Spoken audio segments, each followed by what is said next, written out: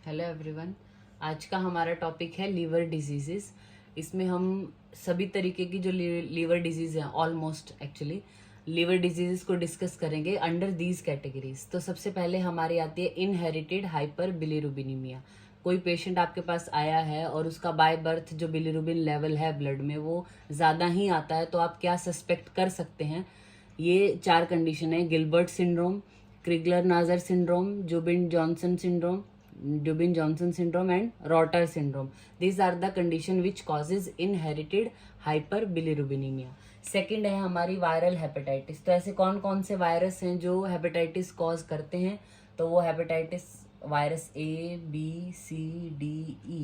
और उसके अलावा क्या है, हर्पीज की वजह से भी होता है, एडिनो वायरस कॉजिंग हेपेटाइटिस भी होता है, मोनोन्यूक्लियोसिस की वजह से भी होगा, और क्रिप्टोजेनिक हेपेटाइटिस भी होता है। ठीक है।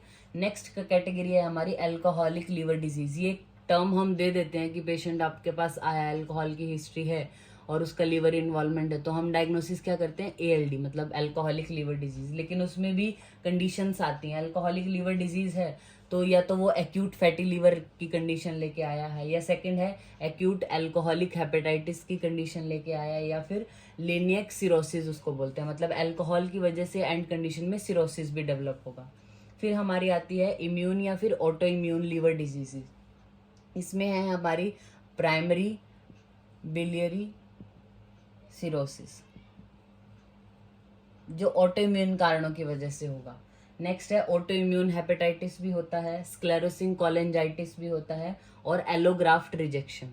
नेक्स्ट कैटेगरी है हमारी जेनेटिक लीवर डिजीजेस, मतलब जेनेटिक की वजह से कौन कौन सी लीवर डिजीज होती हैं? तो इसमें है हमारा alpha 1 antitrypsin deficiency which is genetic. Next is Wilson syndrome या विल्सन डिजीज। नेक्स्ट है haemochromatosis. All these come under the category of genetic liver diseases. फिर आती है हमारी non alcoholic fatty liver disease. जब नॉन अल्कोहलिक हो, fatty liver है patient को लेकिन अल्कोहल की हिस्ट्री नहीं, अल्कोहल नहीं लेता पेशेंट, तो उसको उसकी क्या क्या कंडीशन आ सकती हैं? या तो स्टीटोसिस होगा पहले, स्टीटोसिस, और नॉन अल्कोहलिक स्टेटोहेपेटाइटिस होता है पेशेंट को, या फिर acute fatty liver of pregnancy. Pregnancy में भी फैटी लीवर देखने को मिल सकता है। These are non come under the category of non alcoholic fatty liver disease. Next है हमारी कॉलिस्टेटिक जो सिंड्रोम्स है, मतलब जहाँ पे ऑब्स्ट्रक्शन हो रहा है किसी तरीके से, तो वो क्या है हमारा बिनाइन पोस्ट ऑपरेटिव कॉलिस्टेसिस भी हो सकता है। किसी भी तरीके का ऑपरेटिव प्रोसीजर पेशेंट का हुआ हो, उसके बाद कॉलिस्टेसिस देखने को मिल सकता है।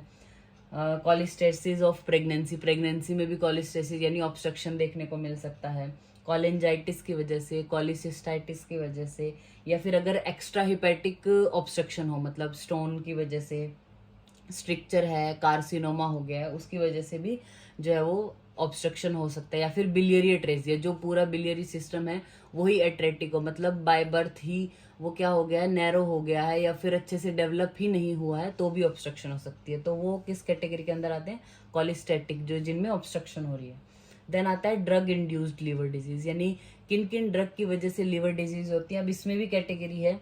फर्स्ट है हमारी हिपेटोसेलुलर,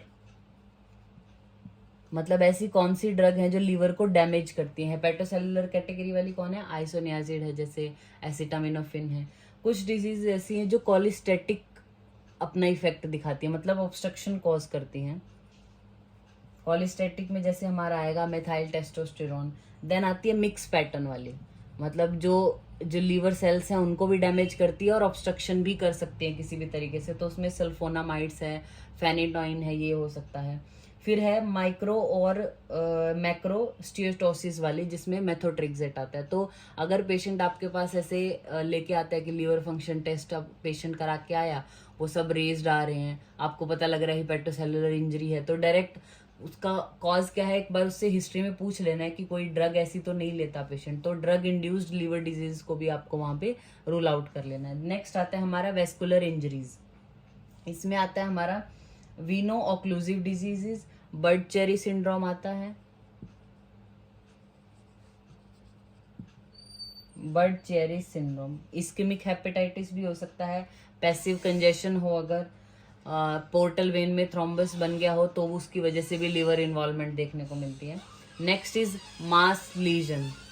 मास लीजन में क्या आएगा, किसी भी तरीके का लीजन अगर लीवर में हो, जैसे कि हिपेटोसेलुलर कार्सिनोमा है, अगर एडिनोमा है, कोलेंजियोकार्सिनोमा है, फोकल नोडुलर हाइपरप्लेजिया है, मेटास्टेटिक ट्यूमर हो सकता है, एब्सेस हो सकती है लीवर में, सिस्ट हो सकती है, हेमेंजियोमा हो सकता है। These are the come under the category of mass lesion of liver. Then हमारा आता है liver involvement in systemic diseases, यानी है तो वो पूरी बॉडी की डिजीज, सिस्टमिक डिजीज है, लेकिन लीवर इन्वॉल्व हो जाता है उनमें लेटर स्टेजेस में। वो कौन कौन सी हैं, सार्कोइडोसिस हो सकता है, एमाइलोडोसिस हो सकता है, सीलियक डिजीज है, या फिर ट्यूबरक्लोसिस है जिसमें बाद में लीवर इन्वॉल्व हो सकता है। तो ये हमारे पास कैटेगरी है लीवर डिजीजेस की, that is inherited hyperbilirubinemia, viral hepatitis, alcoholic liver disease, autoimmune liver disease हो सकती है, genetic, non alcoholic, cholestatic, drug induced, vascular injury की वजह से, मास लीजन की वजह से, या फिर कोई सिस्टमिक डिजीज की वजह से जब लीवर इन्वॉल्वमेंट होता है। Thank you.